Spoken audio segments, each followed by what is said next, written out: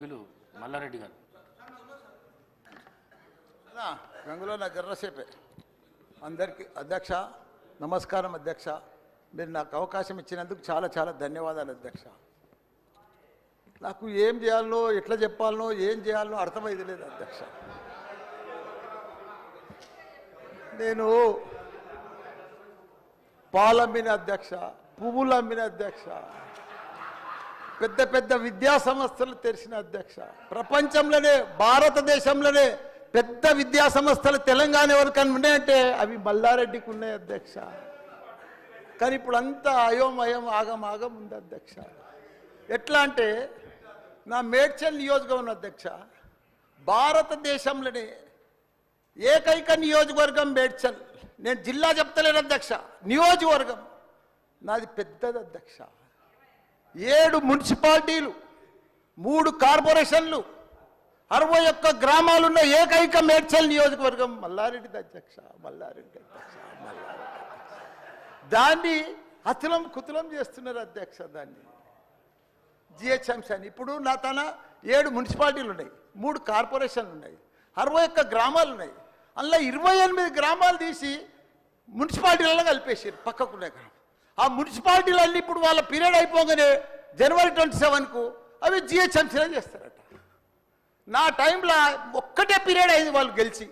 నా దగ్గర ఒక్క మేడ్చల్ నియోజకవర్గంలోనే కార్పొరేటర్లు కౌన్సిలర్లు మేయర్లు జిల్లా పరిషత్ చైర్మన్లు సర్పంచ్లు ఎంపీటీసీలు వార్డు మెంబర్లు వీళ్ళందరూ కలిసి ఒక్క మేడ్చల్ల 444 మంది నా తన లీడర్లు ఎదిగిరు అధ్యక్ష ఇవాళ వాళ్ళంతా మడ్డాష్ అయిపోయారు మొత్తం సగం మంది కాంగ్రెస్లకే వచ్చారు అయోమయంలో పడిపోయారు వాళ్ళు మొత్తం కాంగ్రెస్లో ఎందుకంటే మళ్ళీ ఎలక్షన్స్ వస్తాయి మళ్ళీ మున్సిపల్ ఎలక్షన్స్ వస్తాయి మళ్ళీ సర్పంచ్ ఎలక్షన్ వస్తాయి అంటే ఏ మున్సిపల్ లేదు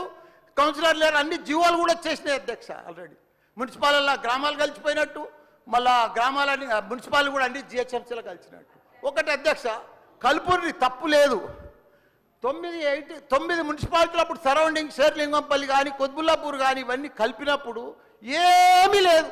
ఇప్పుడు మా తాన కూడా మున్సిపాలిటీలలో ఇప్పుడిప్పుడే ఈ 5 ఏళ్ళనే డెవలప్ చేసినాం మేము కానీ ఇప్పుడు ఇప్పటికీ ఇంకా గ్రామీణ వాతావరణమే ఉంది ఇంకా పొలాలే ఉన్నాయి ఇంకా సరిగా బాత్రూమ్లు కూడా సరిగా లేవు ప్రజలకు ఇంకా పెంకిటిల్లే ఉన్నాయి అవన్నీ కూడా జిహెచ్ఎంసీలో కలిపితే పరిస్థితి ఇప్పుడు బంజారాయిల్లో జూబ్లీ హిల్స్లో అదే ట్యాక్స్ ఉంటుంది మా గ్రామాలలో అదే ట్యాక్స్ ఉంటుంది అధ్యక్ష ఈ పైసలన్నీ కూడా తీసుకుపోయి ఏదైనా పెద్ద పెద్ద ఫ్లైఓవర్లు వేయాలన్నా ఏది వేయాలన్నా మళ్ళీ జూబ్లీ హిల్స్ బంజారాయిల్ని ఖర్చు పెడతారు అధ్యక్ష మా పుణ్యాన్ని మా మున్సిపాలిటీలో అట్లనే ఉండని ఇంకో పీరియడ్ ఉండని ఇంకో 2 ఉండని శ్రీధర్ బాబు గారు మా సీఎం కూడా చెప్పండి మీరు దయచేసి ఈ సభ ద్వారా మా మున్సిపాలిటీలో ఇంకో పీరియడ్ ఉంటే మంచిగా అవుతుంది ఎందుకంటే గ్రామీణ ప్రాంతాలు ఉన్నాయి ఇంకా వ్యవసాయాలు ఉన్నాయి ఇంకా పెంకటిళ్ళు ఉన్నాయి మనం అన్ని ఇప్పుడు నా అన్ని కూడా జిహెచ్ఎంసీలో కలిసినట్టు నాకు గ్రామర్ రూరల్ లేదు ఎంపీటీసీ లేదు సర్పంచ్ లేడు కౌన్సిలర్ లేడు ఓన్లీ కార్పొరేటర్ అది కూడా 20-30 వేలకు ఒక్కరు అవుతారు 444 మంది పోయి 40 మంది కూడా గారు ఓ 8-10 మంది అవుతారు నా నియోజకవర్గం 6,48,000 ఓట్లు ఉన్నాయి అధ్యక్ష అది అయిపోయిందా ఈ పార్టీకి అయిపోయింది దయచేసి అది చెప్పినా మీకు అంత మనవించుకున్నా హైడ్రా భారతదేశంలోనే మన హైదరాబాద్ అంటే తెలంగాణ రాష్ట్రం అంటే ప్రపంచమంతా మోగిపోయింది అధ్యక్ష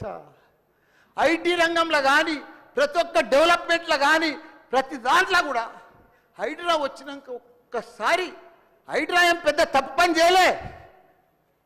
కానీ హైడ్రా వచ్చినాక ఒక భయాందోళనతో మొత్తం కుప్పగొలిపోయింది అధ్యక్ష హైదరాబాద్ సిటీ దిష్టి తగిలిపోయింది అధ్యక్ష నువ్వేమన్నా అనుకో ఎందుకంటే నాకు పెద్ద ల్యాండ్ బ్యాంక్ ఉంది నాకు పెద్ద విద్యా సంస్థలు ఉన్నాయి నాకేం నష్టం లేదు నేనేం ఎఫ్టీఎల్లో లేను బఫర్ జోన్లో లేను నేను జనరల్గా చెప్తున్నా అభివృద్ధి అమెజాన్ గూగుల్ ఫేస్బుక్ యాపిల్ లాంటి కంపెనీలు అమెరికా తర్వాత ఇక్కడ మన హైదరాబాద్ తెచ్చిండు మన కేటీఆర్ అధ్యక్ష హెడ్ క్వార్టర్స్ ఈయనే ఉండే అధ్యక్ష ఐటీలా మనం కర్ణాటక బెంగళూరు మించినాం అధ్యక్ష ఇక్కడ 9 లక్షల మంది ఉద్యోగాలు చేస్తున్నారు ఐటీ ఉద్యోగాలు పెద్ద పెద్ద ప్రపంచం అంతా కూడా హైదరాబాద్ హైడ్రా తీసుకొచ్చి పెద్ద పెద్ద వాళ్ళకు బుగులు పట్టిపోయింది అధ్యక్ష గరీబ్ వాళ్ళు అయితే గుండెలు వలిగిపోయినాయి అధ్యక్ష మరి అది ఎందుకు తెచ్చిర్రో ఏమో మళ్ళీ నాకు అర్థం కాదు ఇప్పుడు ఒకటి అధ్యక్ష ఇప్పుడు నాయే కొన్ని ఎఫ్టీఎల్ ఉన్నాయనుకో, ఎగ్జాంపుల్ చెప్తా శ్రీధర్ బాబానా, మన ఇంట్లో మన సెల్ ఫోన్లో చూస్తే మన భూమి వన్ జర్సెప్టీ ద ఫ్లో అయిపోతుంది అన్న, మీకు దండం పెడతా, మీరంతా చాలా మేధావులు. మన ఇంట్లో కూర్చొని కూడా మన పొలం హైడ్రాల్ ఉందా, చెరువు ఎఫ్టీఎల్ ఉందా, బఫర్ జోన్లు ఉందా చూసుకోవచ్చు. అంత టెక్నాలజీ వచ్చింది. గూగుల్లోకి పోతే చూసుకోవచ్చు. చూసి ఎవరెవరికి ఉందో ముందే నోటీసులు ఇచ్చి ఓపికతో అర్జెంట్ ఏముంది, తెల్లారి శుక్రవారం పొద్దుగల్లే పోయి శనివారం పొద్దుగల్లే పోయి కూలగొట్టాలని ఏముంది అధ్యక్ష. నిదానంగా వాళ్ళు కూడా మన తెలంగాణ ప్రజలే, వాళ్ళంతా కూడా మీరు ఓటేస్తేనే మనం మంత్రిలో కూర్చున్నాం. మనం అంత ఆదల బాధ ఆధార్ చేసేది, టెన్షన్ చేసేది ఏం అవసరం. మంచిగా నోటీస్ ఇచ్చి బాబు చేంజ్ చేసుకో, మార్చుకో, చూసుకో, నీకు ఇది ఇస్తాం, గరీబోడు ఉంటే ఇది ఇస్తాం, ఈ బెడ్రూమ్లకు అని నిమ్మడంగా చేస్తే అయిపోయాయి కదా. ఇంకా 4 ఏళ్ళు ఉంది కదా మీకు, ఈ ఏడాదిలోనే ఫస్ట్ ఇయర్లో చేయాలని ఏముంది, అన్ని కొన్ని చేసుకుంటూ ఉండి. రియల్ ఎస్టేట్ అయితే అధ్యక్ష రియల్ ఎస్టేట్ అయితే కుప్పగొలిపోయింది. ఏదైనా పెళ్లికి అమ్ముదామన్నా కొంటలేరు ఎవరు, పైసల రొటేషన్ లేదు, వ్యాపారాలు లేవు, బిజినెస్లు లేవు, ఏమీ లేవు అధ్యక్ష. దయచేసి మీరన్నీ కూడా ఆలోచన చేయాలని మంత్రులు కూడా ఉన్నారు, అందరికి కూడా చెప్తున్నా, అందరికి కూడా దండం పెట్టి చెప్తున్నా. థ్యాంక్ యూ అధ్యక్ష. రోజుల నుంచి ఔటర్ రింగ్ రోడ్ మీద చర్చ జరుగుతూ ఉంది. ఎన్నికల కంటే ముందు హడావిడిగా సరైన విధి విధానాలు అవలంబించకుండా టెండర్ ప్రాసెస్ను డీవియేట్ చేసి కొద్దిమంది వ్యక్తులకు ఆయాచిత లబ్ధి చేకూర్చడానికి ఔటర్ రింగ్ రోడ్డును అప్పచెప్పిండ్రని సమాజం అంతా, తెలంగాణ రాష్ట్రం అంతా దీని మీద తీవ్రమైన చర్చ జరిగింది. ఆనాడు Congress party doctor YS Rajasekhara Reddy గారు ముఖ్యమంత్రిగా ఉన్నప్పుడు అంతర్జాతీయ ఎయిర్పోర్ట్తో పాటు ఔటర్ రింగ్ రోడ్డును జైకా నుంచి నిధులను తీసుకొచ్చి ఒక అద్భుతమైన మణిహారాన్ని తెలంగాణ రాష్ట్రానికి, అంటే హైదరాబాదు నగరం అంతర్జాతీయ నగరంగా, విశ్వనగరంగా రాణించడానికి ఈ 2 ప్రధానమైన కారణం. అంతర్జాతీయ airport, outer ring road, IT కంపెనీలు, ఫార్మా కంపెనీలు. ఈ తెలంగాణ రాష్ట్ర ఆదాయంలో 60-65% ఈరోజు మన బడ్జెట్లో వస్తుంది అని అంటే ఆనాడు కాంగ్రెస్ పార్టీ తీసుకున్న నిర్ణయాల వల్ల ఈరోజు ఈ రాష్ట్ర ఆదాయం అత్యధికంగా పెరిగింది. ఇదే కాకుండా ఈ నగరం ప్రజల యొక్క అవసరాలు తీర్చాలి, దాహార్తి తీర్చాలి అని ఆనాడు పీజేఆర్ గారు పదే చేసిన ధర్నాల నేపథ్యంలో కృష్ణానది జలాలను ఫేజ్ 1, ఫేజ్ 2, ఫేజ్ 3 కావచ్చు, గోదావరి నది జలాలను హైదరాబాద్ తాగునీటి దాహార్తిని తీర్చడానికి ఈ హైదరాబాద్ నగరానికి కృష్ణా గోదావరి జలాలను తరలించి ఇక్కడికి వచ్చి నివసించే లక్షలాది మంది ప్రజల యొక్క అవసరాలను, తాగునీటి సమస్యలను పరిష్కరించింది కాంగ్రెస్ పార్టీ. ఇదే కాకుండా ప్రపంచ నగరంతో పాటు పోటీ పడాలి అని అంటే, ఈ దేశంలోనే అద్భుతమైన నగరంగా హైదరాబాద్ నగరం రాణించాలి అని అంటే మెట్రో రైలు ఉండాలి, మెట్రో అంతర్జాతీయ ప్రమాణాలతో ఉండాలి అని ఆనాడు పబ్లిక్ ప్రైవేట్ పార్ట్నర్షిప్లో ఈ నగరానికి మెట్రో రైలును తీసుకొచ్చి ఈ నగరాన్ని ప్రపంచ చిత్రపటంలో కాంగ్రెస్ పార్టీ పెట్టింది. అంటే ఈరోజు